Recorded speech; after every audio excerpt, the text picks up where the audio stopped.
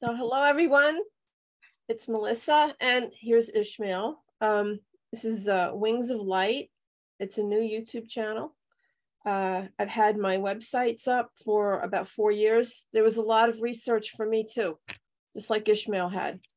Only I think his started a little earlier. So today, and I don't know if you even had a chance, Ismael. I know that it's been, a lot of things going on for a lot of people. But I have put an outline together, and what we want to talk about, it's a little different than I know, and there's lots of information out there on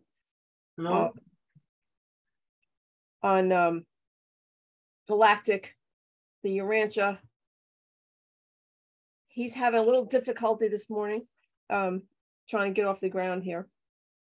So I'll just summarize. What we're going to be talking about is the Brotherhood of Light and King Arthur, the Order of the Holy Grail, the solar planes that he touched on. And you touched on all of this in Our Cosmic Origin book.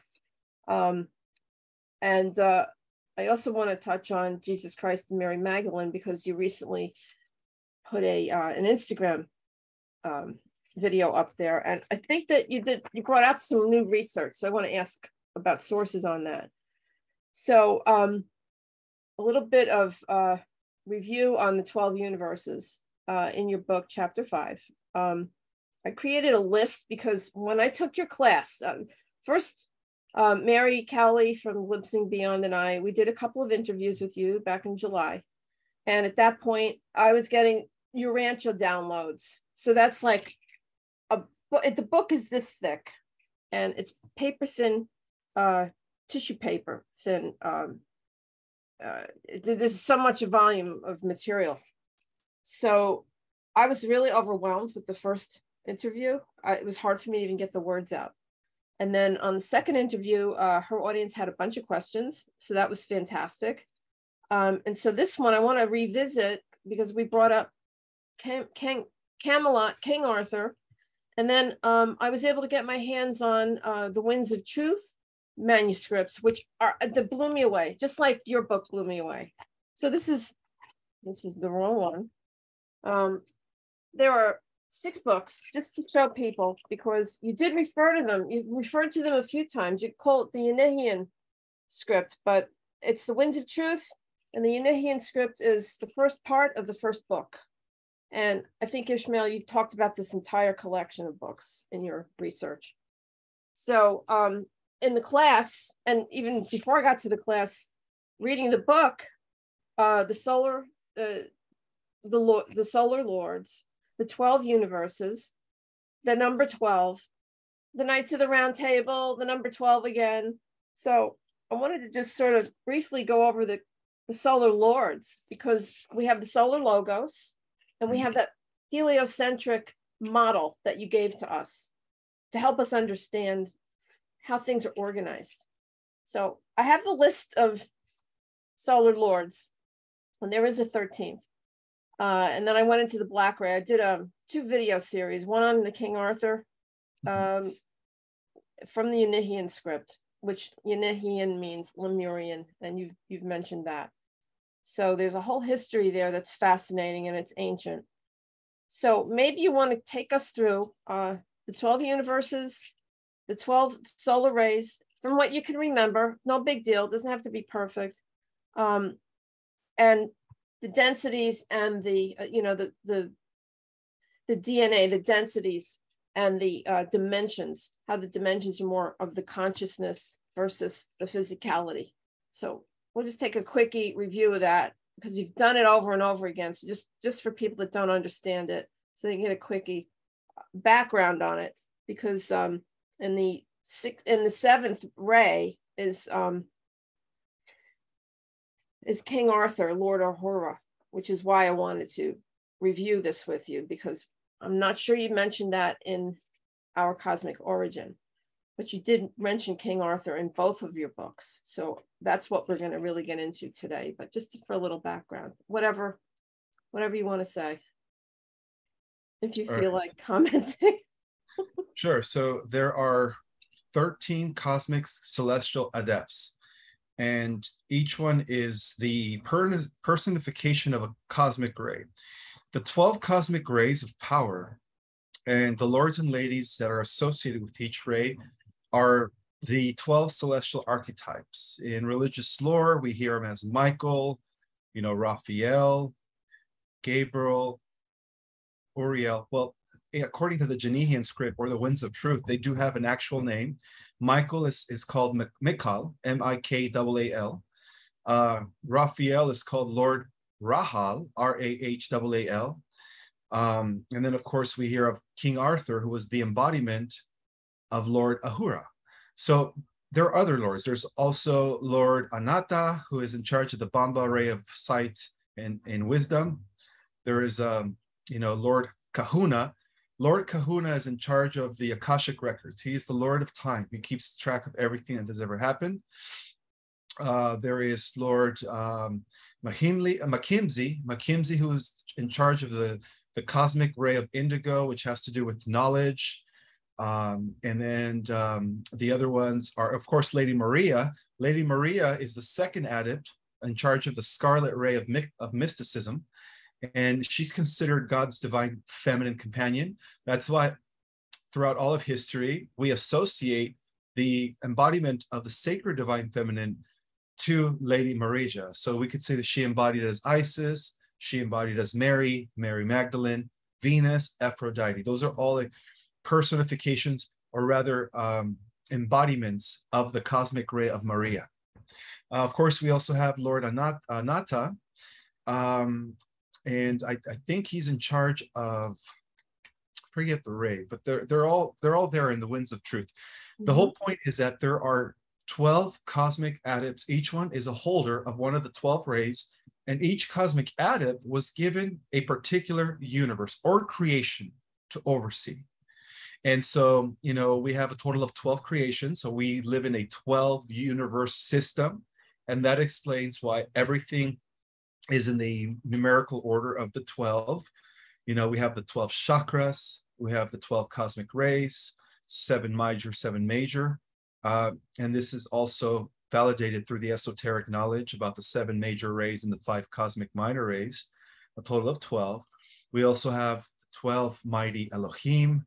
We also have the 12 tribes of Israel, the 12 gods of the pantheon for the Olympians and Osiris. Every ancient culture talked about the 12 deities. We talked about the 12 houses of the zodiac, the 12 tribes of Israel, and then, of course, the 12 knights of the round table. So all these things have that one thing in common, is that they're all associated with what is known as the cosmic celestial board of the Great White Brotherhood, but on a cosmic level. And how it works is that the forces of light, the Great White Brotherhood, on a cosmic level, holographically, it also is represented on every other sphere, even beyond, in the lower dimensions. So what I mean is that just how we have the 12 cosmic adepts, who are the 12 holders of the cosmic rays, we also have, on each universe, there is a council of 12 that oversees the affairs in that particular universe. So in our universe, they are known as the Order of the Union of Days. And this is where it starts to integrate with the Urantia revelation. Every universe has a different name, but they all operate under the Order of the Union of Days. In our universe, I think we are known as the Dynasty. There's another universe, they're known as the Order. Another universe is known as the, I forget the name, but each universe has a particular name to the 12 that oversee the development within each universe. Now, we could also take the concept of the 12 into lower levels of existence, such as in galactic spheres. So we could say that there is also a council of 12 that oversees the affairs of each local galaxy. So it is the same governing body that is replicated on every level of reality, from the cosmic celestial board of the 12 cosmic adepts. And what they are is they're really rays that are personified, that have, they're conscious, they're living entities that, fragment themselves in order for each level beyond that, lower than that, could also have the same concept overseeing that development. So what the rays do is they through a filter process, they filter their power, and then they allow that power to be manifested through their offspring. So you could say that the 12 cosmic rays also have offspring. And the offspring of the 12 cosmic rays are the creator gods and goddesses of all local universes. So they always come in pair, again, representing the balance between the always existing, celestial, the what is called the core, or the universe of the Godhead. The universe of the Godhead is eternal. It has never been created or destroyed, which is equivalent to the central universe of Havona as revealed in Urantia. So again, we see those comparisons. So in each universe, there is a balance between the divine feminine and the divine masculine, which is what is known as Gyros. Thank you. Gyros Gamos, which is bringing together a very in a balanced way, the union of the sacred divine feminine and the sacred divine masculine. So each universe has a Omni King and an Omni Lord. And these are the children of the 12 cosmic celestial adepts who are overseeing all the universes in development. And now there is a 13th ray that is emerging. It is known as the ray of Francella Gabriel. And that is the ray that is replacing the old ray that used to be held by Samana, who was the original Lucifer, and that was known as the non-cosmic black ray of Kaladin. And the non-cosmic black ray of Kaladin, which evolved out of the 11th universe, and this ties into my research that out of the 11th universe, we have the first AI, which is what they call now the ancient alien AI, that has been wreaking havoc throughout the multiverse. Mm-hmm. It all had its origin because of the non-cosmic black ray of Kolodham that was and the adept for that was Samana. So Samana fell. Samana was one of the 12 cosmic adepts of the 12 cosmic rays of power. And that's where we technically get the concept of the 12 archetypes. And we could see that reflected in everything, in astrology, numerology, tarot card readings. It's all connected with the esoteric sciences. Mm-hmm. So a new ray has been born. And that ray is known as the ray that silenced the noise of war. It is the ray that puts an end to all that is conflict, which is held by Gabriel. Gabriel has been promoted as the son of Lord Michael, as the 13th cosmic ray. And that explains why we are now entering and why the earth is going to be the germinating seed that is going to kickstart the 13th cosmic ray or the 13th cosmic creation. So now we're entering the 13th creation, and Earth is going to be at the center of that. And the adept overseer of that new creation, which is known as the 13th, is going to be Lord Francella Gabriel. And he's already living among us. And what I mean by that is that throughout history, these cosmic adepts have had an opportunity to incarnate. During the times of Lemuria, we had Lord Kahana and Lord Makemsi incarnate. During the times of Atlantis, we had Lord, I think his name was Lord Rahal as well. So the whole point is that throughout every civilization, throughout every period, there's times when these cosmic rays incarnate in human form. Jesus Christ was actually the incarnating first Lord, known as the Lord of the Silver Ray, which is Chesius. And he's also the one that was given the first universe. So he was the adept of the first universe. And of course, he incarnated, 2,000 years ago as Joshua. And then we had King Arthur, who was Lord Ahura, in charge of the fifth ray of perfume. And I forget it's something to do with amethyst. No, I'm sorry. Oh, yeah, he's amethyst. And amethyst. Yeah, it's the seventh ray. Yeah, not to correct you, but you don't have the chart in front of you, so it's fine. Yeah, I'm just going by memory here. I know you are. All right, so one big issue, and I wanted to get people to understand that there's a cosmic order. There is, and whether we're here on the Earth, and whether it's an ancient civilization or it's right now, because all of it comes forward to now times. The White Brotherhood, it's here, and we see that throughout history. He actually said it, and I don't want to jump ahead too far, but he did say it in the writings from the Winds of Truth, that the order of the Holy Grail will rise again. And he actually has a knighthood blessing in there. So at the end of our interview, I am going to say it because I think the people that are watching this interview and have been following you and following into the truth movement, the light workers, you mentioned the light workers, it's brilliant. And you pulled all this together back in 2007 with your first book, which it actually landed in my hands 2 days ago. So some of this I was able to incorporate just from one of the chapters, which you talk about the Brotherhood of Light. It was chapter 8. So between then and now, the last 2 chapters, 18 and 19, you have 19 chapters in both of your books. Did you know that? Oh, wow. You have actually 19. I was putting a list together. I was like, oh my goodness, I wonder if you did this. It didn't happen that way, right? It's divine numbers there.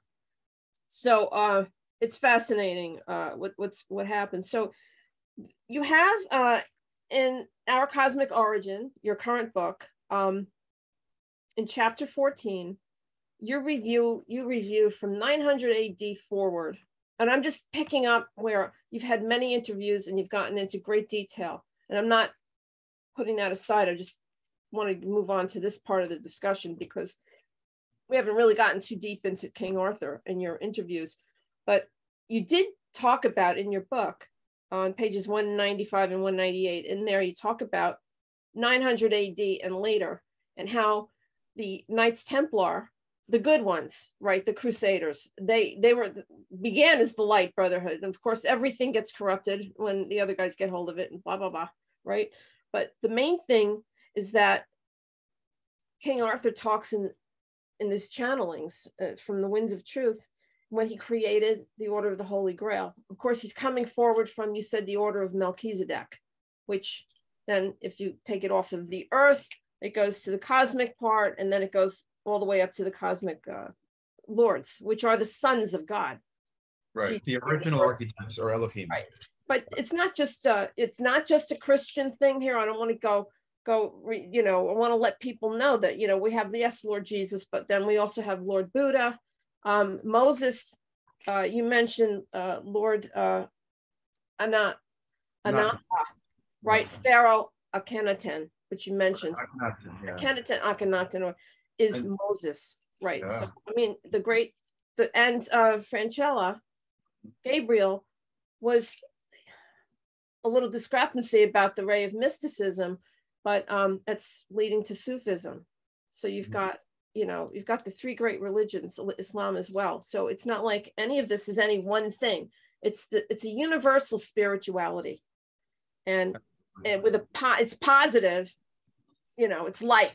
It's not, there's no darkness here except for Samana on the black non-cosmic ray, and that's a whole other discussion. Yeah, so, and he has been replaced, by the way. He's no longer in power, and that explains why the dark side here in our world has lost the war, and throughout the multiverse. Yep. So time was up. Yeah, time was up. His time is up. So you mentioned that in chapter 8 of your earlier book, The Secret Government, which you're gonna be republishing that too. I got a hold of somebody who's got the files, but okay. It's a big story. I'm gonna have to give him some money for it. He's not just giving it away. Well, the information is going to be coming to you, so you know that, right? I know. A lot of people are waiting. A lot of people are expecting the secret government to come back into print because there's so much information in that book that actually ties in with our cosmic origin. Right. It's fantastic because some of the things you covered in there, like what I'm going to get to right now, is it's chapter 8, the Brotherhood of Light. It gets into details about King Arthur that you haven't really been able to talk about. You really was focused more on the biblical history, some of the Atlantean, a little bit of the Lemurian, and then we jumped to the Knights Templar.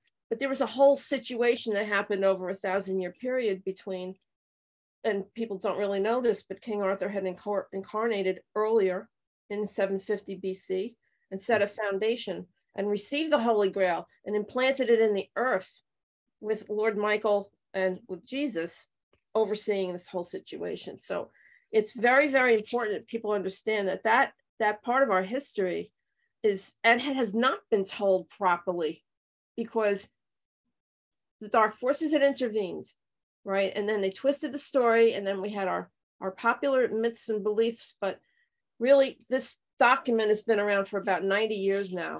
And you mentioned that the Yinahian, or the Winds of Truth, Yinahian script, part of your research to write our cosmic origin. So it's really important.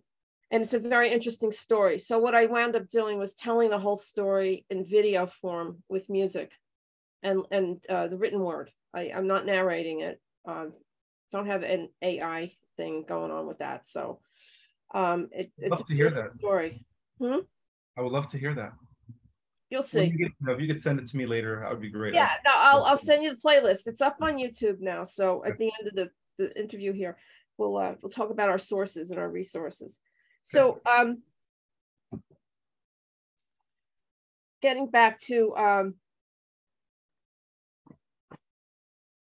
Lord Ahura, what would you like to talk about regarding King Arthur? What's coming to you right now that you feel that you could connect with what's happening today?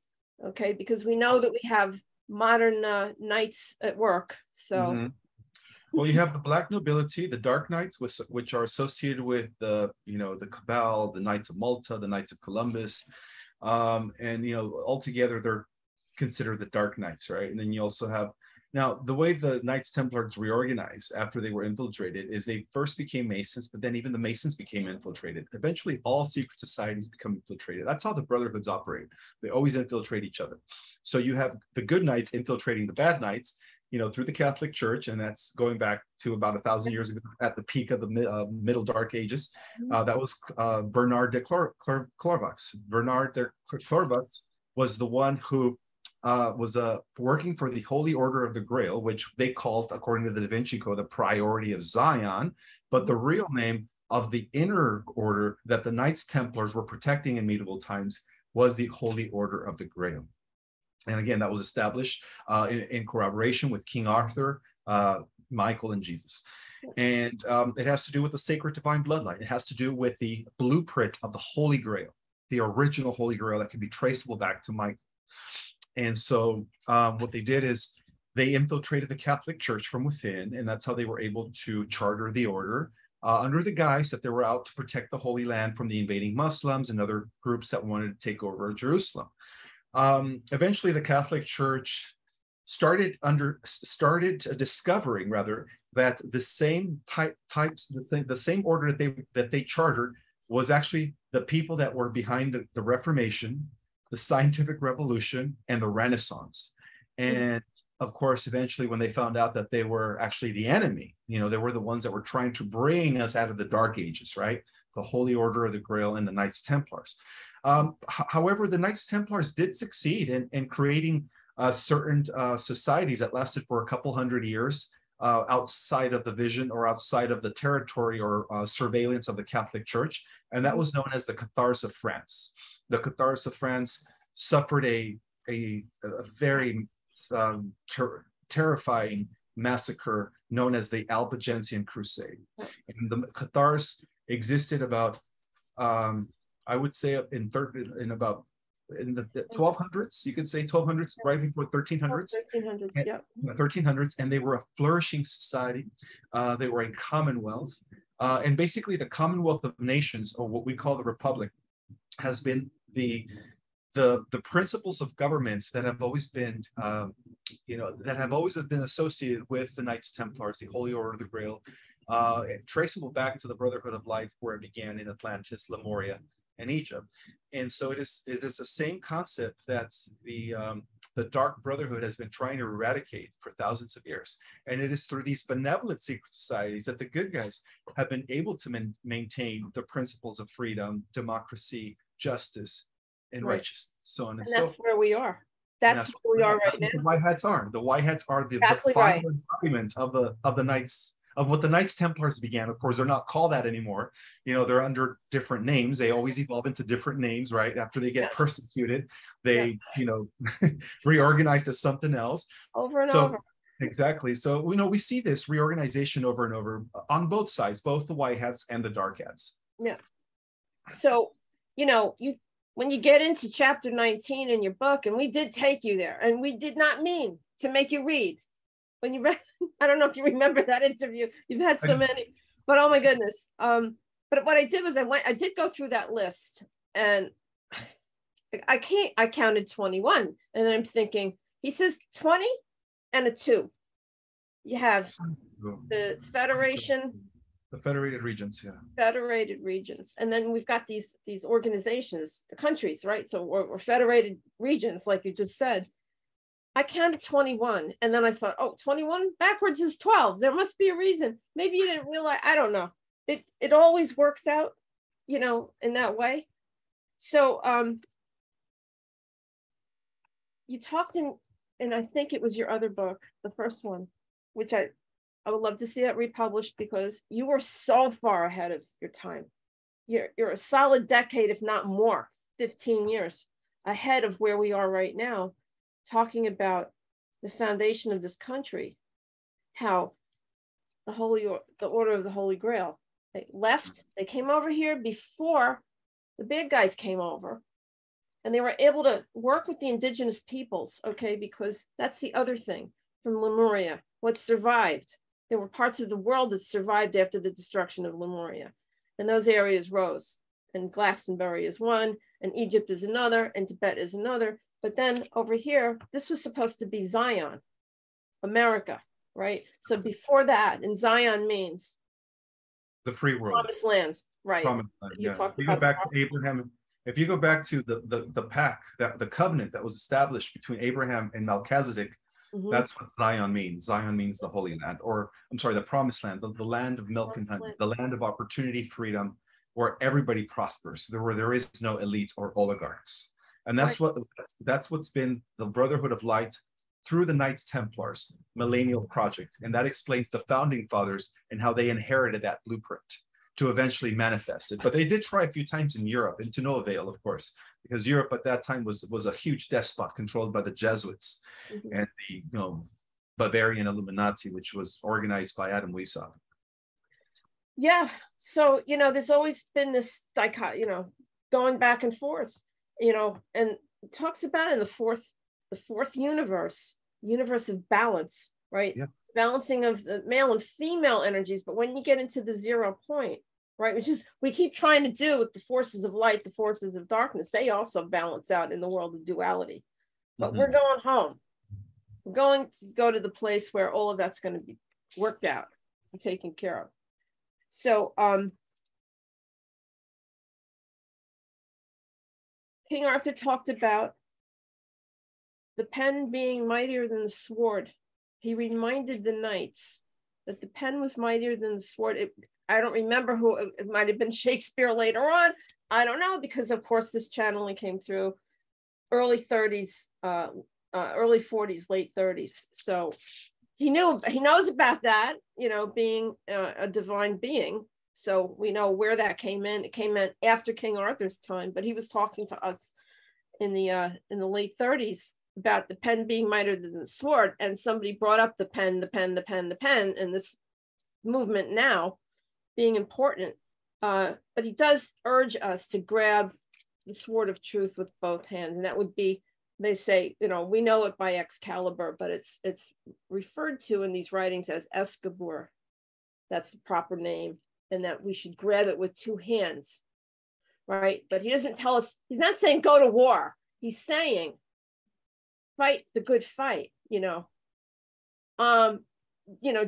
the weak, defend women. He really takes up a lot of, he's got a huge sort of championship in favor of women. It was coined the weaker sex. It's not necessarily a weaker sex, but it's like, protect women. He didn't say protect children, but we know there's a lot about that going on right now. So all of this has to do with, being the best we can be at all times, and no infighting, be peaceful, be strong.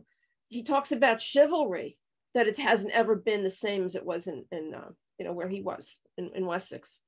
But, we want to get to that point where we're holding our honor so high, you know, that we honor everyone. We honor the divine in everyone, even in our enemies who, believe it or not, have divinity.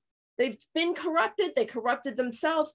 You know, there's a way, always a way to work around that. There's always a workaround, but we have to be aware and strong. So, you know, always have that sword there and have your shield, you know, to defend yourself, because you will be attacked. But it's about, you know, discernment and using prudence, and always having our connection to our higher source, our God, right? Our higher power. So please comment anytime, interrupt me. Yeah, one of the things I wanted to point out is that Princess Diana is of the lineage of King Arthur. She. All right, you're breaking up. Please repeat that. Wait, actually are a Germanic. Can you hear me? I can hear you. Could you just repeat? You just spoke about Princess Diana and her lineage. So could you repeat Princess Diana's lineage could be traceable back to Queen Arthur of the courts of Wessex and the Knights of the Round Table. I believe that. The imposters have been ruling England for a few hundred years, but they actually are a Germanic tribe, and they have a different last name. But they changed their name to the Windsors about 300 years ago, in order to fool the people.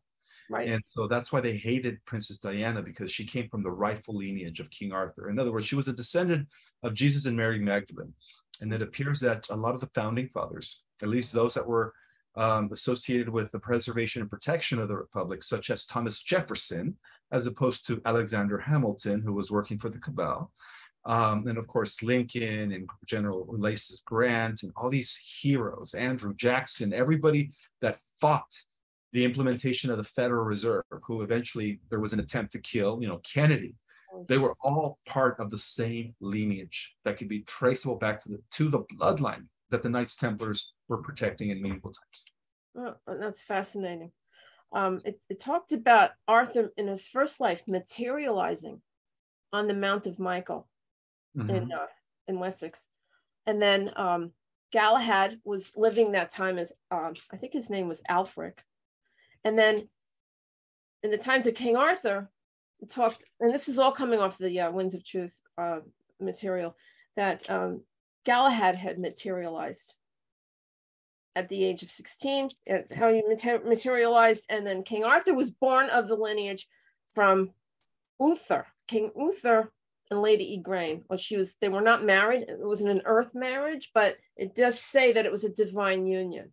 So you had that, the angelic, you know, the male-female balance, the twin flame balance in the conception of King Arthur. That was a divine conception. And he had the lineage through, I believe it was Uther. It could have been through Lady Igraine. I don't know. I don't have that information, but all of these things happen, whether you've got the lineage, the physical lineage, or you have the divine involved with the manifestation of the persona on earth. That can happen as well, because it can always override. This is, you know, what Divinity was telling me as I was reading this. It's like, yeah, that's all great, but there are always exceptions. People can be placed in that have the consciousness that doesn't necessarily get dictated by just the DNA that we know about. There's other codons, all the stuff that's happening now with the solar. So I just want to talk a little bit about this solar situation, because it does tie into the 12 solar planes, because each sun has the solar logos, which is a person. It's a personality. It's a divine being, like an angelic being. All of these are angelic beings. Well, they manifest angelic forms, but they're really just cosmic entities. Essentially, ultimately, they have no form. They're just pure energy. They're rays. But the rays could materialize physical form. And that explains that, you know, there are different embodiments or aspects of the ray that incarnate. And when a ray is that powerful, it could actually incarnate and operate, you know, hundreds or even perhaps thousands of avatars all at the same time. And it's just that one ray operating the different bodies. It's fascinating. It's from the very beginning. When I first read your book, I was just all about those rays. So that's how it happened for me. That's how I was able to find the Unahian script. Because of you, I didn't know about it. So I went and dug. So Yeah, I was told by Lord Michael, that I would be the one that was going to bring that to the forefront, to the masses. A document that has been recently suppressed by the Dark Brotherhood for over 70 something years or 80. And he told me that because of my book, that I would allow for a re-emergence, back into circulation, the winds of truth, the Janihian script, because, they were restored to us by Michael. Michael is the author.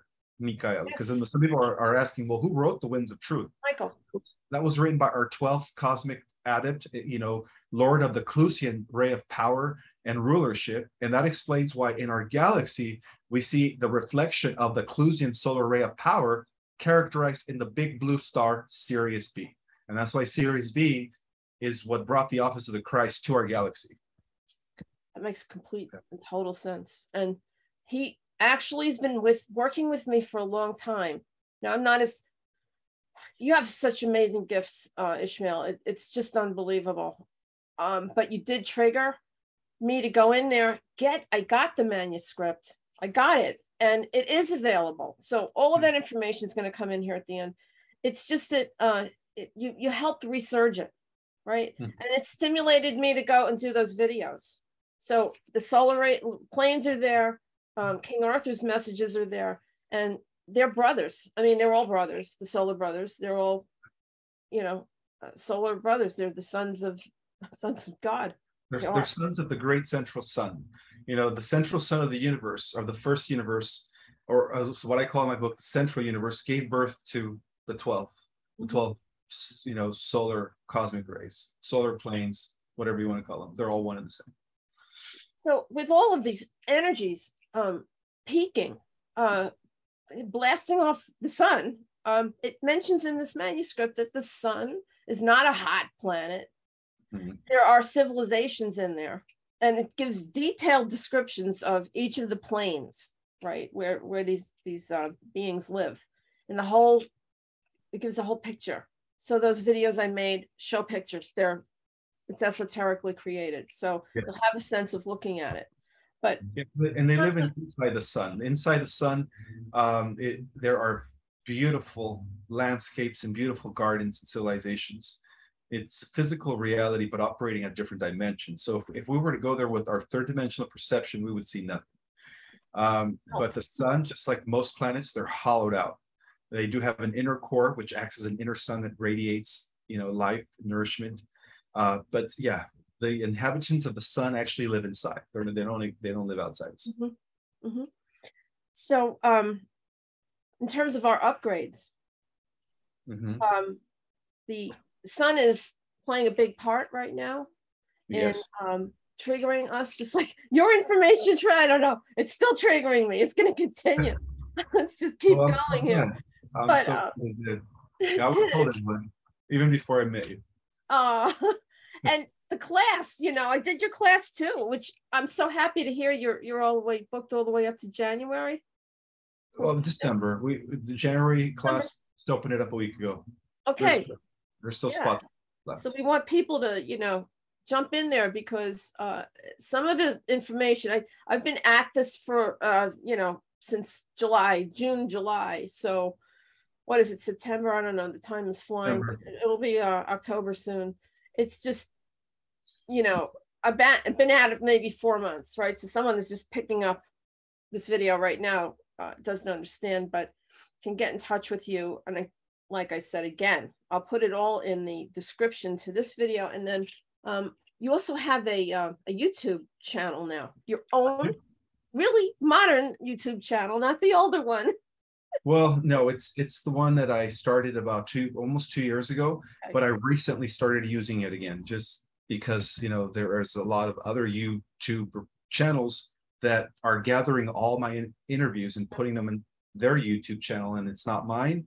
So I'm trying to just let everybody know that I do have an official YouTube channel. It's under Project Space Restoration _ Zion. That's the name of my YouTube channel. And I will be using it. I will be trying to put as many interviews in there as possible, so that way people could catch all my intel all in one spot. And of course, all the stuff that I put out on social media, on Instagram and Facebook, I'm also going to be putting on my YouTube channel, so that way everybody gets all my content in one spot, and they could just blow, Get right through it. yeah, exactly, get through it and really expand their mind, because there's a lot of information. A lot of information. You put up some of my favorite ones, especially there's one you did with Secret Universe, or you have a blue shirt on. It's a long sleeve shirt. You got the headphones on, and it was like 45 minutes of download, straight, cosmic history. You did our Stargate address, everything. When I first came into your information, it was more on the lines of the Urantia book, because that was more cosmologically oriented. It was more, it was from the 50s. I don't know, between Lord Michael's work in the late, a lot of esoteric information had come through at that time in the 30s. You had also the I am discourses. Yeah. I have all of them. So from there, and then there was some other divine material that came in, and I guess this was all because of all the damage from the fallout from 1929, right? So yeah, also the work of Elizabeth Clare Prophet in the ceremony. Yeah, she is amazing too. She also Lighthouse. Yeah. Thank you. And they all kind of complement each other. They really do. So, people can do the work, but an important part of this is to go and do your own research. The friend of mine who came and found your book, and she put it in my hands just the day before yesterday. Her name is Anne. She did her own digging, right? Just as I was going with the Winds of Truth, the Archangel Michael manuscript I've been working with. She was drawn to your first book. I got to get my hands on that book. And she's doing all this research. She finally finds it.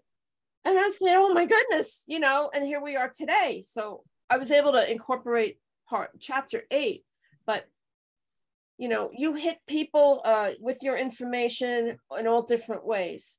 And everyone is responsible to do their own research. Something might resonate very, very deeply with one person that maybe someone else is, not so touched with that, but maybe there's other aspects that they can go dig. But there's no cliff notes with this research. You have to kind of go and dig in with your heart, to your own. That's why, you said this book, the second book, our Cosmic Origin, the one that we're using now, was sabotaged. Mm-hmm. So, use your heart to read through it. You're coming out with another edition of it, right? Yes. By October, I'm going to have a new professionally edited. We're going to make sure that this person doesn't sabotage it. We're actually already interviewed several big publishing houses who are actually interested in taking on my book. Good. So yeah, things are going to go much better for our Cosmic Origin. So it's going to be reprinted with a beautiful, clear way of understanding once all of the grammatical issues are corrected, misspells. But again, if people use the sermon, they could read through those little misspells and understand the message that I'm divulging in that book, because it's dense. I mean, if people are really interested, or people are really hungry for this, cosmic information, they should be able to understand it. And they do, for the most part, they do. So I'm also adding a new chapter that's going to segue into the next book. So it's going to be good. I'm happy. I'm happy for you. And we all, need to be so grateful. So I want to just jump in here with King just before I forget. And I don't want to hold you because I know it was a busy day for you. But I did want to just read a little King Arthur offers all of us that are in search of truth and are fighting the good fight. And I don't mean just always fighting. I mean representing or taking a high road, right? You could be in a situation with someone, an argument, whatever, just take the high road. You come back, you center yourself, and you operate to your highest and best so that the world is better. You talk about the term world servers, service to others. This is the path that, we want to encourage people, not to just get into arguments. You have a difference of opinion, you can walk away, you can bless the person, walk away. Just always live, live in authenticity, but, you know, righteously. Let's say righteously, without getting religious about it, in a spiritual way, righteously. So he talks about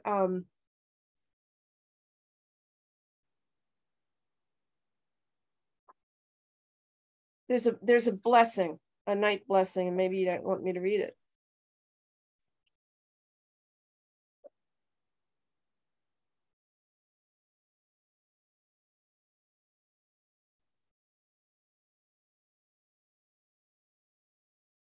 I don't think I'm supposed to read it right now. I had it ready. It's at the end of part 4 in the 4th video in the King Arthur series. And if you go to part 3, also that's the Knights of the Round Table, but the death of Arthur, at the end of the death of Arthur is where he asks us all. He actually knights us all and blesses us, because he says the holy order of the Grail is going to rise again. And then he knights all of us in his name and in the name of the 12 Knights of the Round Table, the original ones. He knights all of us that are out here trying to help, right? I feel like I wanted to help you. That just came right from my heart from the time I read your book. I was like, oh my goodness. So that's why I have you here, because you put us all on this path of incredible learning and awakening. And all in service to the one infinite creator. You know, one thing I want to mention is that we're now moving into the system of 13. So the Holy Grail, when it resurges any day now with the victory of the light, is going to be the Council of 13. And that's what I talk about in my book, Our Cosmic Origin, that in the New World structure, yes, we're going to have the 144,000 and the Starseed nations, right, that are going to be the new guardians. But at the core of that, we're going to have the adepts, 13 adepts, with Gabriel now taking his position as the New World leader. And we could also relate Gabriel to the rise of Easterns, of what they call in the Eastern tradition, the rise of Lord Maitreya. We could also equate Gabriel with what they call in the ancient Vedic traditions, the return of Lord Krishna or Vishnu, or, you know, and then in the Muslim tradition, he's known as the Al-Mahdi. And then, of course, in the Judeo-Christian tradition, he's equated to the return of this great spiritual leader that is going to usher in the 7th golden age of enlightenment. So that's Gabriel for you. Gabriel is already here living among us. But he, in other words, the 13th cosmic ray has embodied, just like all the other ones have, in order to lead this victory and to help in the restoration of the earth back into the galactic community. But yes, that's what King Arthur meant when he says that the Holy Grail will rise again. He was talking about the return of the adepts, the 12. So not only is Gabriel here, but the 12 are also here with him. And together they're going to form the round table, or the Council of 13. And that's going to be the new system of operation. So everything's going to move into the system of the 13th when this takes place. Yeah, they mentioned that the Atrum Ray was used as the life and love force, the seeding of that life and love force into the bowl of the Grail, and that was implanted in the earth. It was 750 BC, or maybe a little bit after that. So it's been in the earth, but it's rising again. The whole earth. The whole earth. Yeah, through the descendants of the ancient druids that gave, you know, that come from the lineage of David and Solomon, Jesus, Mary Magdalene. So just one last thing about Jesus and Mary Magdalene. I wanted to just revisit this. So you mentioned, I have some other esoteric material that, you know, validates this. The marriage at Cana is actually the union of Jesus and Mary Magdalene. And you mentioned that Mary Magdalene had her own order, divine order. And so where did you get that? Could we know what that was from, the information? That was a download. It was a download. Okay. I'm actually in you have to write about it. With Lord Michael right now. Lord Michael is the one feeding me all my intel. Yeah, how can I say it? I bypass the galactics. I go straight to the 12 cosmic adepts, Michael. I'm with you. They grabbed me. I'll tell you that much. This stuff wasn't from me. It was utilized some, skills that I have, and they transformed that manuscript, and they're not done with me yet. I just want to say it's they just take over, which it's a blessing to have all of that, but I wanted to let you know that some journey. And we definitely, I want to interview you again, if you'll let me, when I get to read chapter 18 and 19 of The Secret Government, because that's where you talk about the ascension of our planet and the beginning of a universal new world of spirituality. And I think that's all kind of tying into what we just spoke about, and the higher orders, and the solar lords. Exactly. And then that also ties in with the last chapter of our cosmic origin, the last two chapters. The last two chapters of our that are in the secret government, and the last two chapters in our cosmic origin, they very well integrate very well together. Yeah. So there's enough here for another interview. Let me. But meanwhile, I promise I'll put all of this information in the notes. And I'm so honored to have you here again. Is there anything else that you want to talk about before we sign off? Just to be aware that Enki has returned, and he's been conducting some unlawful abductions, mainly women that claim to be Galactic Federation emissaries. Of course, we know who, the main one is. I've already exposed her as an infiltrator, can't even say it. Horgentros. Trojan horse. Trojan horse. Thank you. Trojan horse. It's okay. You're allowed.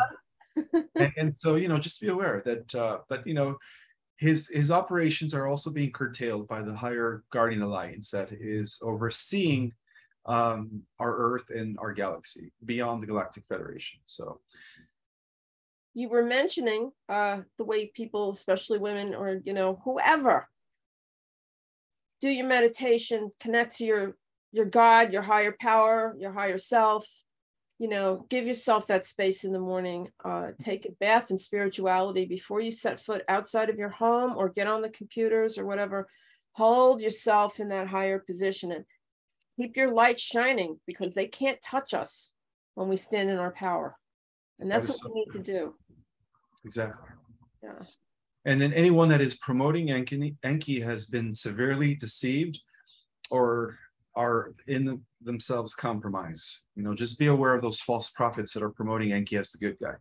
He's always been known as the abomination of desolation. He was at the head of the cabal through his son Marduk, Belial, Baal, Satan. And he was the reason why the negative regressives were able to get away with a lot of loosh extraction from many, many worlds throughout our galaxy and other galaxies. So he has returned, but again, we're not going to, things are going to be okay. The ascension is still going to take place. All wicked and all evil will be eliminated, not only from our Earth, but from our entire galaxy. But we will have to face one last battle against evil at the end of the millennium, as prophesied. So, right. Well, I know that's the strong message you've been making that announcement for on the rounds lately. That's the latest warning. Yeah, so, and also for those that are interested in going in depth in learning about galactic history and cosmic intel, I strongly suggest that you take my course. It consists of 6 hours, 2 hours a week, once a week for 3 weeks. It is activating. It is a mind opener. It is all my research crammed up in 6 hours. So I would strongly suggest to take my course. I do have some openings in January. I know it's a few months from now, but trust me, it's good to get in now before that, books up, and then I'm not going to have openings till like summer of next year. Right. Read the book, write the questions down, and then you can ask Ismael in person. You get to do exactly what I'm doing right now with him, face to face with some other classmates, but it's fine. It's great. Oh, yeah, you'll get to interact with me in real time. In real time. Yeah. Just like this. Zoom. Yeah. And then the link for that is themysticarts.org. And I teach the Starseed Cosmology course in that website. And then, of course, if you haven't ordered our Cosmic Origin, please do. And very soon, I will announce the the coming back of the secret government. It's going to be goody goody. All of it's amazing. So I will put every single piece of information down there, and send regards to all the people at your school. They're all giving courses. Is Taylor still helping you facilitate the lessons? Yeah. So yeah, he's my co-instructor. Yeah, they're all great people, and I'm very happy that you have the help that you do. And my team is all God sent. You know, it was all orchestrated by divine appointment. That's the way I see it. yeah, absolutely. Because I couldn't do the computer stuff. I don't even know how to do a Zoom thing. You know, when it comes to the technical stuff, I'd rather have other people help me. Well, you know, you need it to do what you do, so you can focus on what you do, and other people can help you. So, well, I'm honored to have you again, Ismael. I'll be back in touch, and very shortly. I have something I'll be getting over to you this weekend. You can look through it and do what you got to do. So I'll be back in touch, and I'll ask for another one whenever you're free. All right. All right. Thanks, everybody. Thank you, Ismael. Welcome. We'll see you soon. God bless. Yeah. Thank you. God bless you. Bye. Bye.